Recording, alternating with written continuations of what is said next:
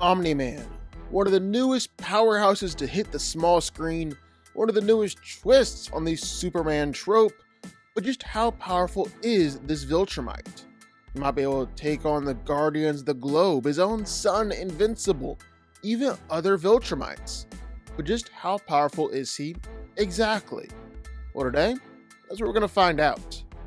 What's up, guys? I'm Daniel, and this is DanCo. We do fight breakdowns every week, plus the occasional power ranking video like this one, or things like that. So if that seems interesting to you, well, sit back and enjoy the video. Hit that like button. And if you want to, well, hit the subscribe button while you're at it. Now let's get to it. Now for this video, we're going to be kinda using a composite version of Omni-Man, taking the comics, what we've seen from the TV show, and mashing them into one. So all feats apply to figure out just how powerful Nolan is. Just not his feats from Mortal Kombat, of course. And because of that, spoilers ahead from the comics for what lies ahead for the TV show. Now, Omni-Man is a Viltrumite, member of the largest and most powerful empire throughout the galaxy. And why are the Viltrumites so powerful? Well, it's because they have access to smart atoms, molecularly the same as normal atoms, but they give access to all sorts of powers on the atomic level. And Viltrumites are unique because they can use smart atoms for a whole lot of different powers: super strength, super speed, flight, and they're the only race in the universe to have smart atoms literally encoded inside their DNA. That's what makes them so powerful. And just how powerful are they? Well, with super strength, Nolan Grayson is one of the best. In his fight against Invincible, well, Omni-Man was punching Mark so hard that he was shaking entire mountains, and doing this repeatedly. In fact, Omni-Man was sending Mark flying all over the planet, causing earthquakes each time that he landed. That was against his own son. He was holding back there. Time and time again, he was able to punch through Immortal, ripping him in half, cutting his head off with his bare hand, or even with Thrag's kids. He was able to splatter several kids with each punch he threw. Both the Immortal and those half Viltrumites have some great durability feats. Nolan is still leagues above them. Then there's also the time where Omni-Man claimed they managed to stop an asteroid the size of Texas. Just think about that for a second. An asteroid the size of Texas.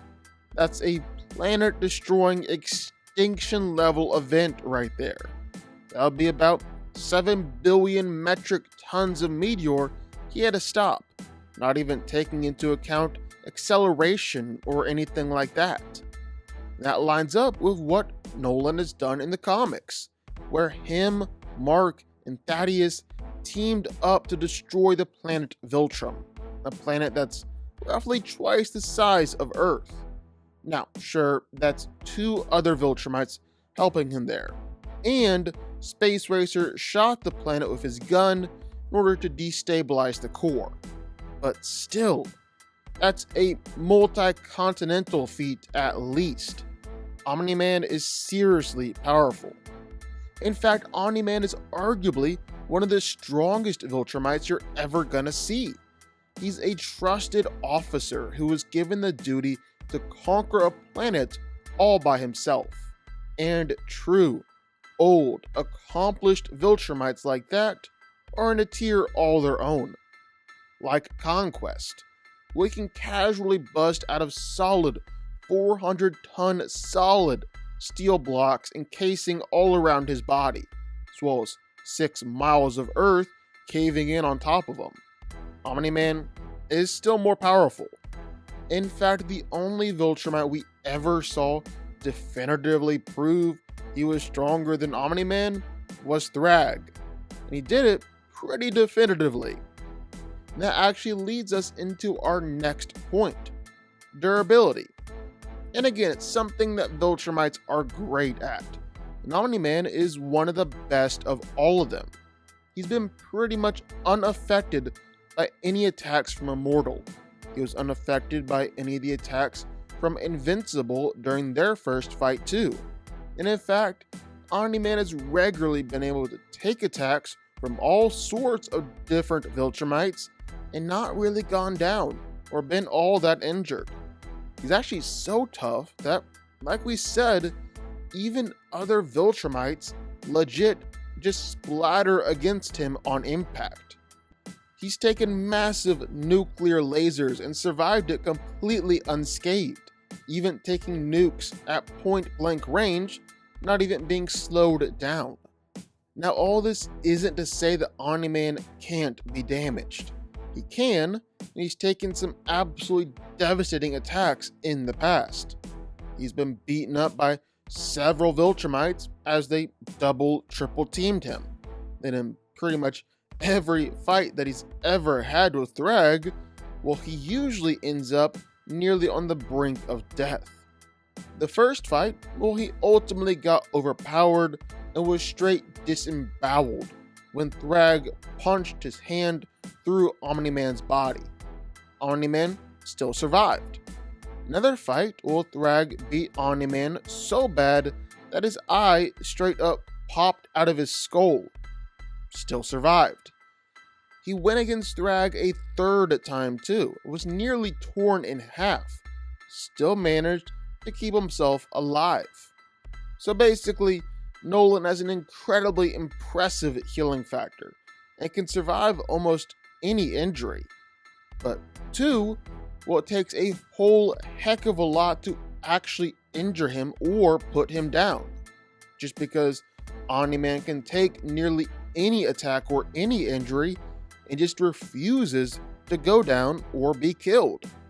His durability is just simply off the charts. And pretty much any injury he does take, well, he can heal from it.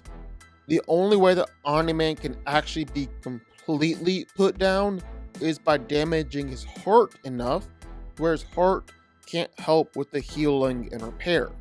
But everything outside of that, and I mean everything, Nolan is gonna survive it. Then even simply with speed, Omni-Man, like all other Viltrumites, has the ability to move well above the speed of light. He was able to slaughter all the Guardians of the Globe in just moments, despite having a super speedster of their own in Red Rush. In the comics, Omni-Man put down the Guardians even faster. They didn't even have the chance to react to his attacks. He's well faster than Invincible during their first fight. Invincible is legitimately moving in slow motion, and he's well faster than other Viltrumites too. Then even just simply flying around, Nolan is much faster than the speed of light. When he left Earth, he decided to travel to another planet with life, and that journey took him about a week. But not just any planet, but a planet in the Virgo supercluster, which is 65 million light years away from the Earth. He traveled that span in just about a week, making him massively faster than the speed of light. No questions asked.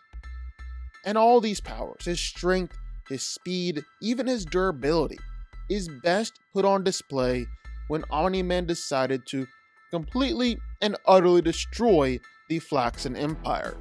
And I do mean completely destroy it. He flew through a continent-sized city fast enough to where he was literally causing nuclear-level destruction as he flew around.